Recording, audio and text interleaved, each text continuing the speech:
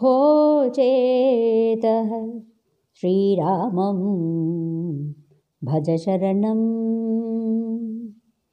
भोचेतः श्रीरामं भज शरणं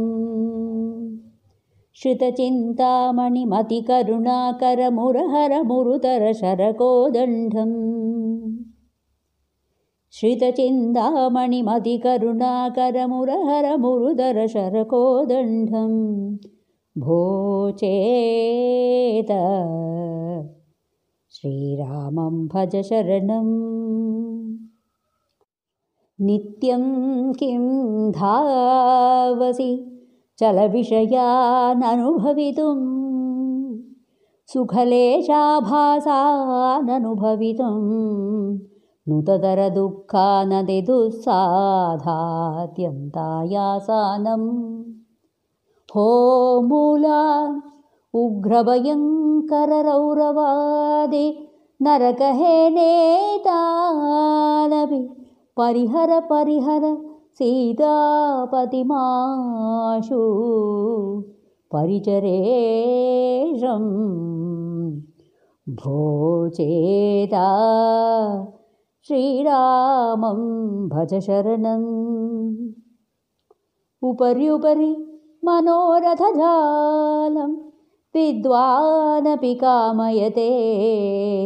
यततो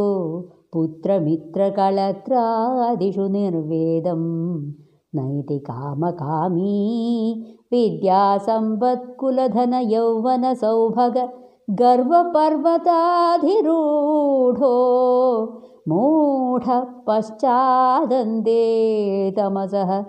पते तव सोऽन्धुमन्ध इव भोचेत श्रीरामं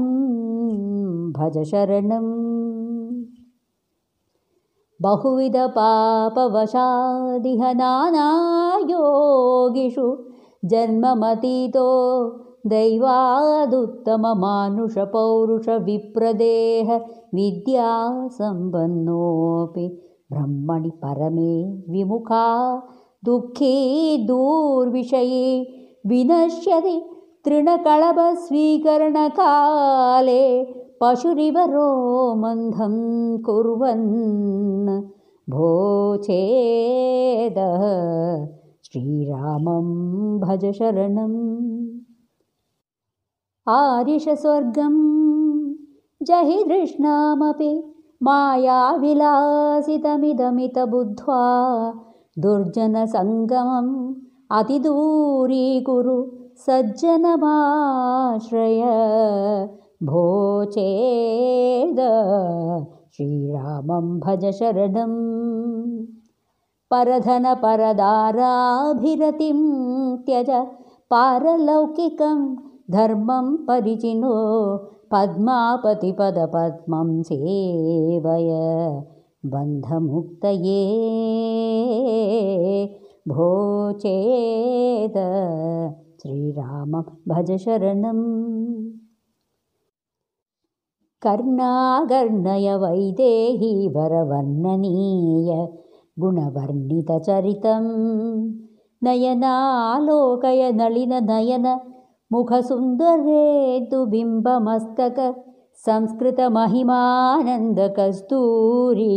निकराकार हरिमर्पय नमस्तयुगा अवनिपालकुला अयि कुलरत्नं भोचेतः श्रीरामं भज शरणम्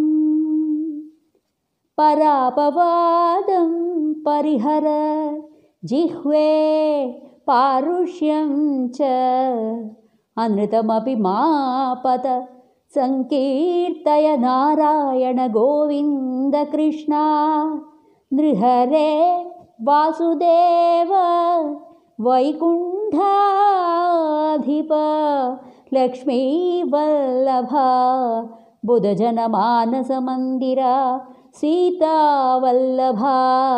दशरथनन्दनेति सततं भोचेत श्रीरामं भज शरणं नित्यानन्दं सत्यम् अनन्दं ब्रह्मपरपदमव्ययममलं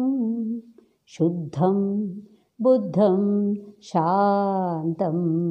शाश्वतमप्रमेयमाद्यं सर्वासामुपनिषदामर्थं श्रीरामसीतापतिरिति हर चरुरादनादिभिर्गीयते तस्य दासोऽहं भोचेत श्रीरामं भज शरणम्।